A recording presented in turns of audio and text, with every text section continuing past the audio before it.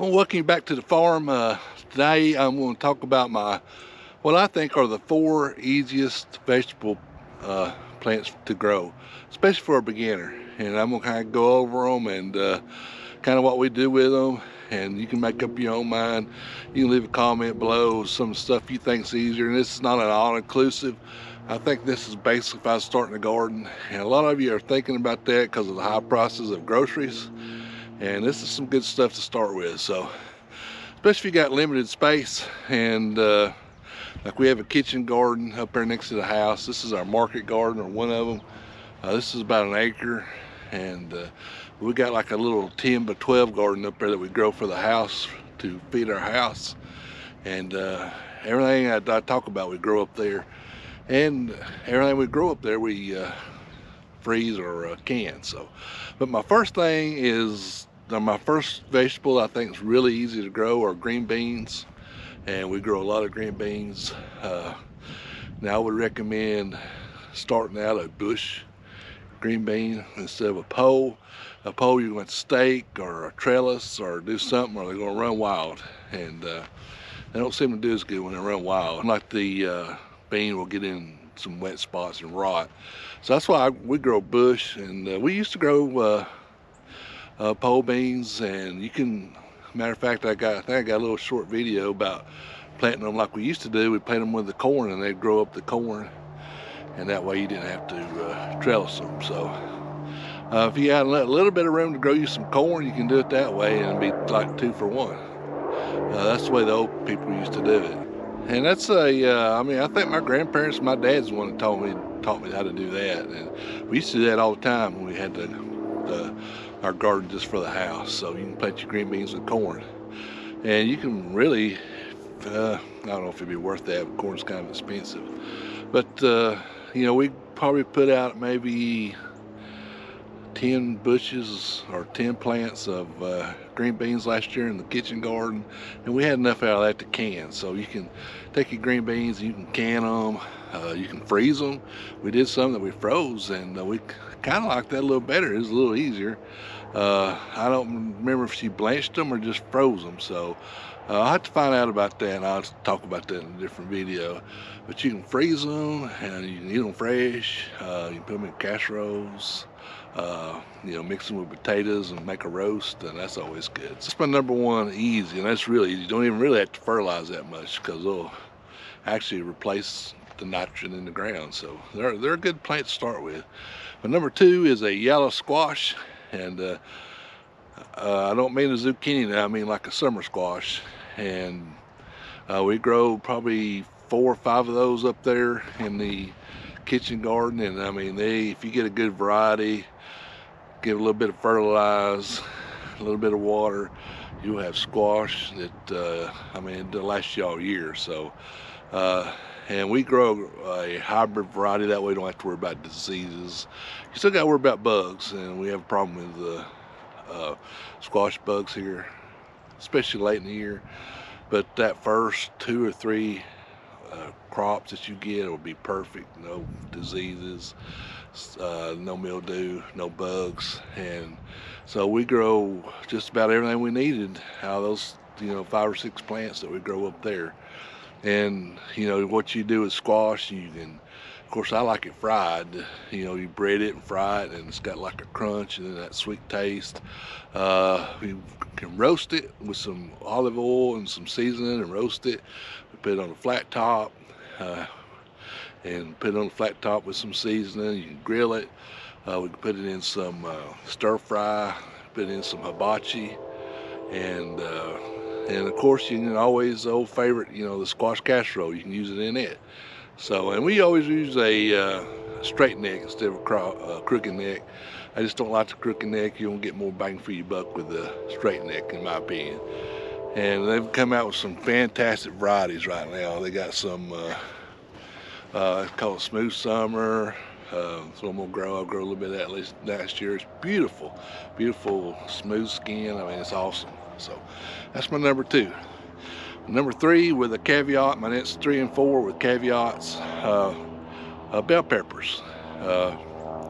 Really easy to grow. Put them in the ground, give them a balanced fertilizer, and they'll produce up till frost. Just keep producing. You got to keep them picked and everything, and hardly any bugs get on them, hardly any diseases that I've ever had a problem with. If you get fertilizing right, you get some big old bales, and we use that in just about anything. Meatloaf. She'll cut them and stuff them with some kind of rice and meat mixture and put them in the oven. Oh my goodness, that's good. Gumbo.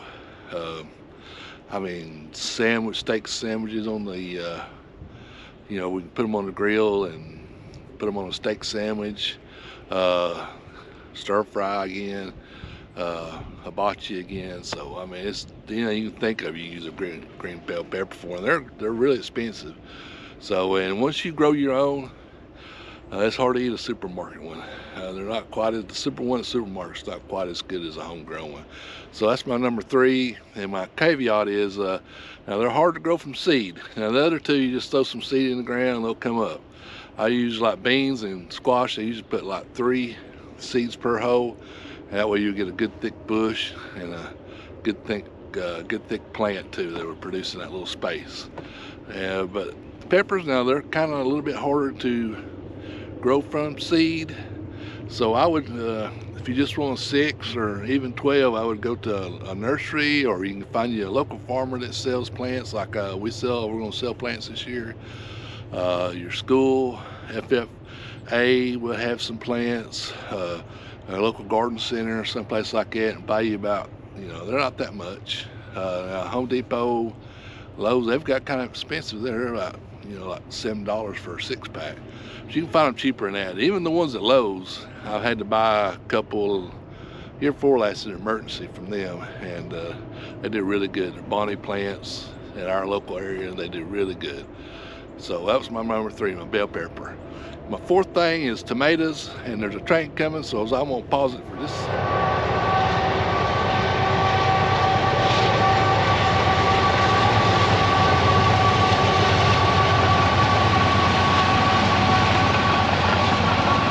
That train was absolutely full of corn. Every car had corn on it.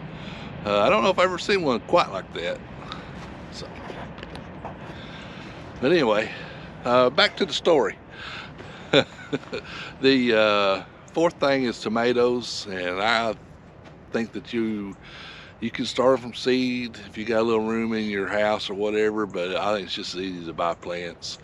You get you a little ahead of the game. So tomatoes are really, once you get them into the ground, and especially if you grow a hybrid, they're pretty. Now heirlooms, I could do a whole video on growing heirlooms. If you're a beginner, I would stay away from the heirlooms. I would grow a hybrid.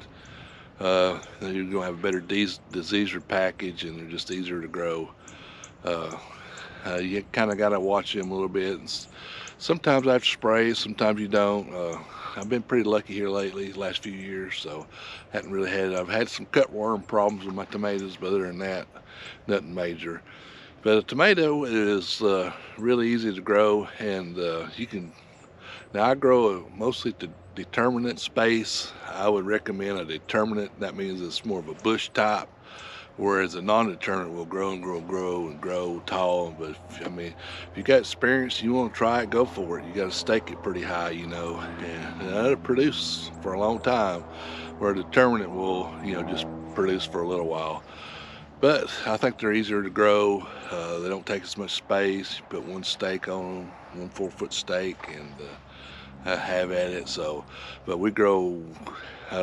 Up there we growed. Last year we did grow a few paste tomatoes, but mostly up there we just grow like a regular old tomato, and it's good to eat fresh. It's good to make sauce out of.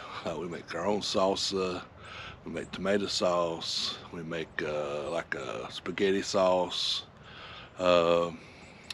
Whole tomatoes, like if you get some that are not quite as big, they make really good whole tomatoes. We can those, and you can freeze them. I think we tried that one year and you weren't real happy with the outcome of that. I don't know if we didn't do it right or something, but we might try it again. So, but you get an unlimited thing. Just putting it on a bacon sandwich, homegrown tomato on a bacon sandwich, lettuce, ain't nothing better.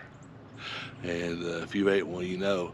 I mean, I eat, when they start coming in, I eat tomatoes every day. I probably eat so many that I get floundered on them. I'm sick of them by the end of the season. So, but I eat them with everything.